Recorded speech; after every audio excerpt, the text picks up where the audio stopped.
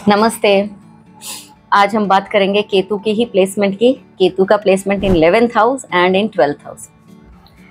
जैसा कि मैंने बताया 11th हाउस आपकी फुलफिलमेंट ऑफ डिज़ायर्स का है। केतु क्या कर रहा है? डिटैच कर रहा है, यानी कि आपके जो डिज़ायर्स हैं या तो उनको फुलफिल ही नहीं होने दे रहा, या फिर एक टाइम के आने के बाद में आपको ऐसा लगने लगा अरे बेकार है, छोड़ो, हमारा रास्ता दूसरा है। 11th हाउस आपके सिबलिंग्स भी हैं, तो आपके सिबलिंग से आपका कुछ डिस्कनेक्ट हो सकता है किसी ना किसी कारण से। 11वें भाव में अगर केतु है तो उसको मैं ये तो नहीं कहूँगी कि बहुत अच्छा है, ना ही ये कहूँगी बहुत बुरा है। एक सम सा प्लेसमेंट है, वो न्यूट्रल सा प्लेसमेंट है। बस वो ये है कि आपकी जो डिज़ायर्स हैं उनको फुलफिलमेंट करने में वो थोड़ी सी परेशानियाँ कर रहा है। और क्यों कर रहा है? अच्छा ये बताइए क्यों कर रहा है? क्योंकि केतु के बिल्कुल सामने राहु है। राहु क्या कर रहा है?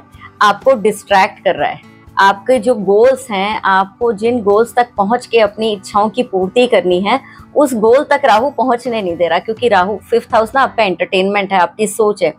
वो इतना ज़्यादा कंफ्यूजन क्रिएट कर देता है आपकी सोच में, ये करूं वो करूं, यहाँ जाऊं नहीं जाऊं, कैसे करना चाहिए, और बहुत क्विक रिजल्ट्स आपको चाहिए। इस वजह से 11th का केतु अच्छे रिजल्ट्स नहीं देगा। जब भी हम केतु के प्लेसमेंट की बात करते हैं किसी भी भाव में, तो उसके बिल्कुल सामने राहु है। केतु अगर डिटैचमेंट है तो राहु अटैचमेंट है, ठीक है। राहु क्या कर रहा है? आपको एक इल्यूजन दे रहा है, एक धुआं क्रिएट कर दे रहा है कि आपको आगे का रास्ता दिख ही नहीं रहा है। तो अगर राहु सामने है तो डेफिनेटली केतु को अपनी मंजिल तक पहुंचने के लिए बहुत ज्यादा एफर्ट्स लगाने पड़ेंगे। इसी तरह से 12वें भाव का केतु है। जनरली जो मेरे पास लोग आते हैं कंसल्टेशन के लिए, वो ये कहते हैं 12th हाउस में केतु है, मैम हमें तो बहुतों ने कहा कि हमारा अंतिम जन्म है, अब हमें यहाँ पर मोक्ष मिल जाएगा। नहीं, ऐसा नहीं है। हर समय में केतु, 12वां केतु आपको मोक्ष या मुक्ति नहीं देता है। अगेन वही रीजन है, 12वां केतु अगर बैठा हुआ है तो 6ठे भाव में राहु बैठा हुआ है। राहु क्या कर रहा है? आपको उस रास्ते से, मुक्ति के रास्ते से दूर कर दे रहा है। क्योंकि आपके रास्ते में इतने सारे इल्यूजन्स, इतने सारे कंफ्यूजन्स, इतने सारे आइडियाज़ हैं कि आप अपने सही रास्ते को चुन ही नहीं पा रहे। तो ऐसा नहीं है जैसा कि लोग आके सीधा कहते हैं मैम 12वां केतु है, हमें तो मुक्ति मिल जाएगी। नहीं, 12वां केतु आपको अकेला कर देता है। पूरी भीड़ में अकेला व्यक्ति वो केतु है। 12वां भाव किस चीज़ का कारक है? 12वां भाव आपके विदेश दिखाता है, हॉस्पिटलाइजेशन दिखाता है, जेल दिखाता है, अकेलापन दिखाता है। लेकिन वो जो अकेलापन है, उस अकेलेपन में अगर आप आध्यात्मिकता से जुड़े हुए हैं, अब यहाँ हम बात करते हैं आध्यात्मिकता की। लोग कहते हैं आध्यात्मिकता मतलब, कई बार जैसे मैंने पूछा क्या तुम स्पिरिचुअल हो? कहते हैं हाँ मैम, हम सुबह 2 घंटे पूजा करते हैं, रात को भी बिना पूजा के नहीं सोते हैं, रोज मंदिर जाते हैं।